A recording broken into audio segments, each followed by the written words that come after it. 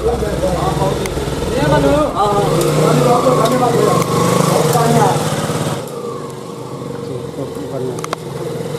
भाई आज तो परकतिया लागता कोनो शुभ संकेत बा। चलो का करबो सब तो भगवाने के नु मर्जी बा।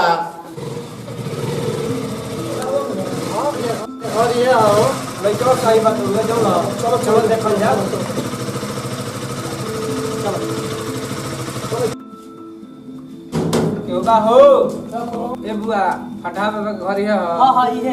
तनी गेटवा खोलो बाबू ए बुआ आओ आओ ओले लेते हैं आओ भैया साइड में बड़ी एंगल लगा दो मुझे लगा बढ़िया भरभर हां घर तो भेट हट लागत हां लइका बिना तेरी अरे भाई कौन आ गइलो सो? नमस्कार प्रणाम बा मलिकार नमस्कार महाराज जी बोलत काहे नहीं के नमस्कार। ना ना ना ई सब ठीक बा। आई लो बैठी लो बैठी लो बैठी लो। सुनो सुनो बताओ लोग सब के लोग हम लोग हां बोलिए तो इंसान है जा हां लगने जाए वो काम से का काम बाटे? अरे जरा लइका को बानो करे खाते नहीं करे खाते एने है जे महाराज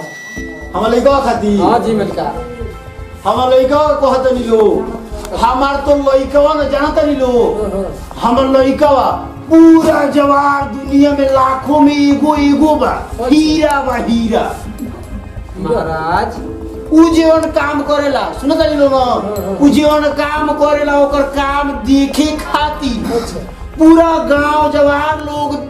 जुटेला जवन उ काम करेला। ये महाराज यू का करेला क्या करेला? ये नन करला नहीं अभी है को हम लोग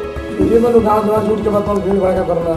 ना ना ऐसा कोनो बात नहीं के महानता का आदमी काम करेला तो ना आदमी जुटेला। अच्छा, अच्छा। रुकी लो पानी उनी तनी ले आई। मैंने पानी करना बैठ बैठ आराम कर हमने के बाद तो नाश्ता करनी चटिया पर हाँ ऐसा करी कि बबुआ के दिन बुलाई तो बताओ बबुआ के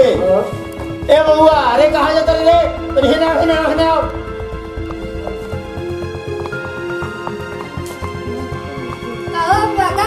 हाँ बबुआ तनी हम लइका हो गइल गौवा में तनी जाके देख तो हम बबुआ होने को तनी बोल तो तनी दूगो आदमी आई बा। ठीक बा ठीक हाँ तनी जाके बोल तो बबुआ।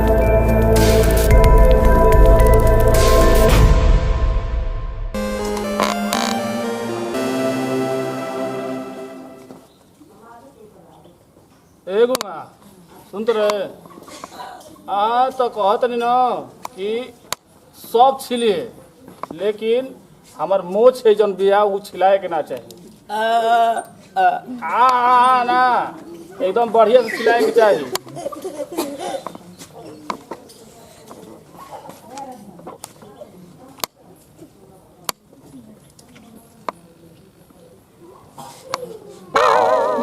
अरे तो हम मुछी छिल दिलस का ए दादा तो देखो नहीं तो मोए काम गबड़ा दिलस करे तरह से कहनी ना ये हम मोछ ले मोछ कोई नहीं फेंक ना काट ले हम मोछ काट ले हां कहां तो मोछ मत लिए हां हां बाबा कलम करो का भइल बा दूगो आदमी आइल बा आई छिला भाई छिल दे छिलू छिल छिल तोरा के बात हम बताई चल तो बताई जो मत अरे साला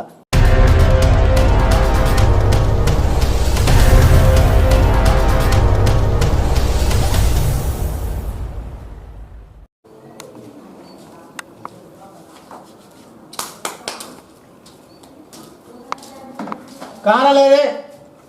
चल हेने आओ। का हो जी लइका के देख इतना ताइल बड़ा लोनु रे चल गोड़ लाग। लइका के भूख लइका हगी फूका लड़बक लागत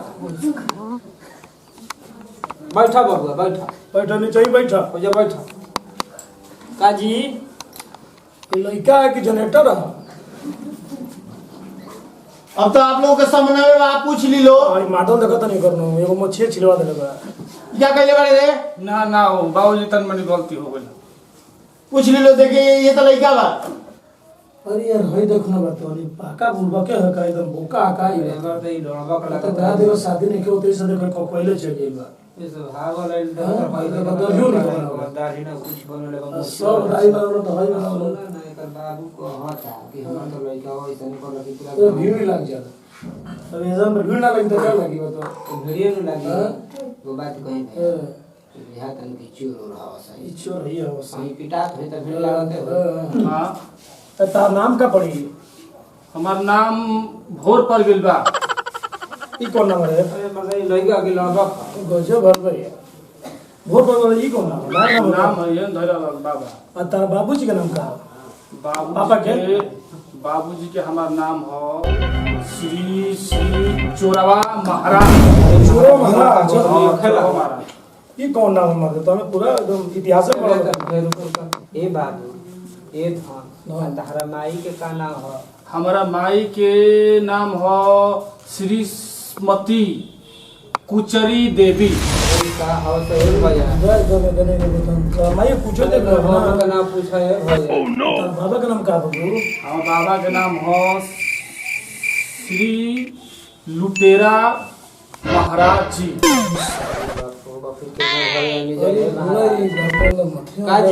काजी रुआ कुछ बोलत नहीं थी अब हम का बोली सतनी हम तो समन्वय बाप पूछ ली जौन हम बतौले बानी उ बताओ तही बा सिखौले बानी जौन बताओ तही बा पूरा खानदान में चोर कंपनी है का ए महाराज रो चोरे डाकू के खानदान में कहीं का सब ए भैया अरे भैया अब का कोई हमने के जो गुजारा नहीं ना ना ना हां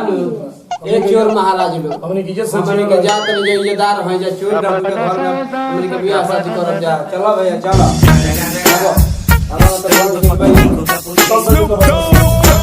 चोर महाराज नमस्कार चोर महाराज चली लो तोर तो ए बेरा हम माई के तो हम का कोई तू का कइले बड़े अभी सारे पुदीना के जोड़ तो के बेरा हम खाए के फेंक दे जोड़ तो नहीं होत तनी तू आवत नहीं कि रह जा तोरा के ये बेरा हमारा के पूरा यूपी बिहार जा तनु रे तू बेरा हम माता करा कर बड़ी तू अभी जानत कर जय जी तोरा के हम चलो मुझे हमर तन दिमाग को डिस्टर्ब होलो तन मार ले नहीं हम मरले बड़े तू जान भी कर ले अरे के हम तू हवा के अरे बाबू चोरवा महाराज नाम हम भुला गइल बेटा नाम भुला गइल बेटा तू माई कुचरी देवी भाई के बात रे बाबा के बड़े इज्जत बोले सुशी लुटेरा महाराज ना हो बाबू झगड़ा ना हो दादा तू सारे पोतीना के जोर में तोरा के मुंह खाट के फेंक दे बाबू अभी दिया तो भी मोच चिल्लाने बा तोरा के ना खाट के फेंक दे इज्जत से पूरा साथ पुष्ट के तू बता होता है कि फलाना महाराज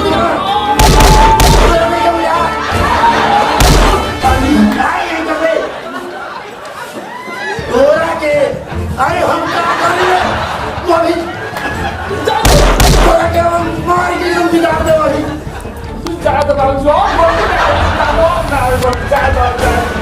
और तन मन मार दो ये को बोल चल दिया तेरे नमस्कार भैया हमने की वीडियो बनावला के मकसद ई बाटे कि बाप माई के बात तो इज्जत रखे के बाटे आ दारी मदुरा नहीं करे के बाप माई जिस तरह पोसा था पला तो ओकर इज्जत रख के बात नहीं करे के बा ई ना कि अपना मन के कह के बात तो भाई आइलो तिल करू भाग गया तरह से तो शादी के करे के हो और ही जान तरीका गार्जियन के ही नियम भइल के अपना लड़का के शिक्षा शिक्षा बढ़िया देले हम तो बहुते शिक्षा देले रहनी है लेकिन अब का कहल जाओ जगह तनी है के बात हो भाई तनी को प्रणाम आप सबके हाथ जोड़ के पैर छू के गोड़ लागत नहीं हमने की जो भी वीडियो बनने जा एमे आप सबके अगर हमने की वीडियो अच्छा लागल है तो आप सबसे निहोरा बाटे कि हमने के चैनल के लाइक शेयर कमेंट और सब्सक्राइब जरूर करब जा यही के साथ वीडियो से लेते विदा जय हिंद जय भारत।